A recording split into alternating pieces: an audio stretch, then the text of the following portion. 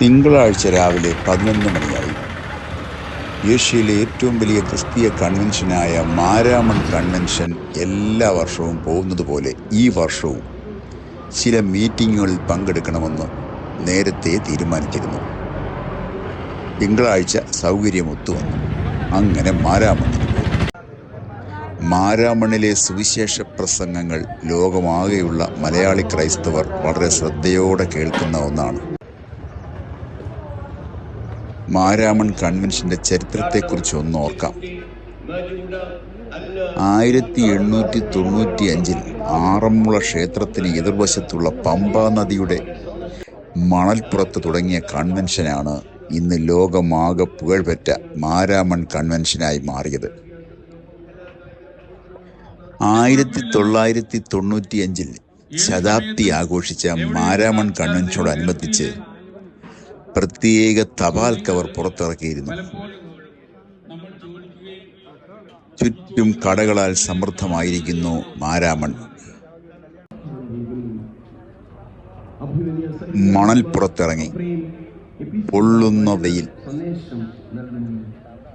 ഞാൻ കടകളുടെ ഓരം പറ്റി കൺവെൻഷൻ പന്തലിലേക്ക് കയറി.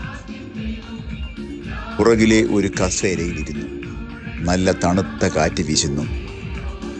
ശാന്തമായിരുന്ന് രാവിലത്തെ പ്രസംഗം ഒന്ന് കേട്ടു.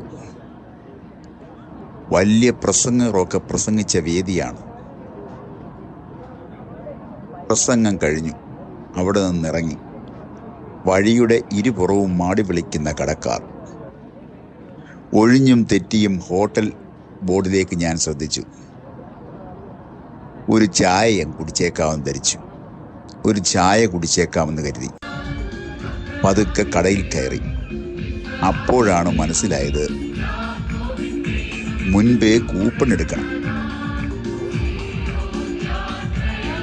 ഇന്നും കേരളത്തിൽ മനുഷ്യനെ വിശ്വസിക്കാത്ത ചിലരുണ്ടെന്ന് എൻ്റെ ഒരു സുഹൃത്ത് തമാശ രൂപേണ നേരത്തെ പറഞ്ഞത് ഞാൻ ഓർത്തു. ഒന്ന് ബാങ്കുകാർ. അവർ 2 രൂപ വിലയുള്ള പേനയുടെ ചുവട്ടിൽ ഒരു വള്ളി കെട്ടി തൂക്കിയിരിക്കും, ആരും എടുത്തുകൊണ്ട് പോകാതിരിക്കാൻ. പിന്നെ ചില വെജിറ്റേറിയൻ ഹോട്ടലുകാർ. അവിടെ മുൻപേ കൂപ്പൺ എടുത്തിരിക്കണം. പിന്നീട് മാരാമൺ മണൽപ്പുറത്തെ ചില ഹോട്ടലുകൾ. തമാശയായി എൻ്റെ ഒരു സുഹൃത്ത് പറഞ്ഞതാണ്. ഞാൻ വെറുതെ അതൊന്ന് ഓർത്തുപോയി. ഇവിടെ ഇത് കുറ്റം പറയാൻ കഴിയില്ല. സ്റ്റാഫ് വളരെ കുറവ്, ജനം കൂടുതൽ. ഒരു കാപ്പിയും പരിപ്പുവടയും കഴിച്ചു. അവിടുന്ന് ഞാൻ മണൽപ്പുറത്തേക്ക് ഇറങ്ങി ബസ് സ്റ്റാൻഡിലേക്ക് നടന്നു. ഇവിടെ വരുന്നതിൽ നിന്ന് ആരെയും പിന്തിരിപ്പിക്കാൻ കഴിയില്ല.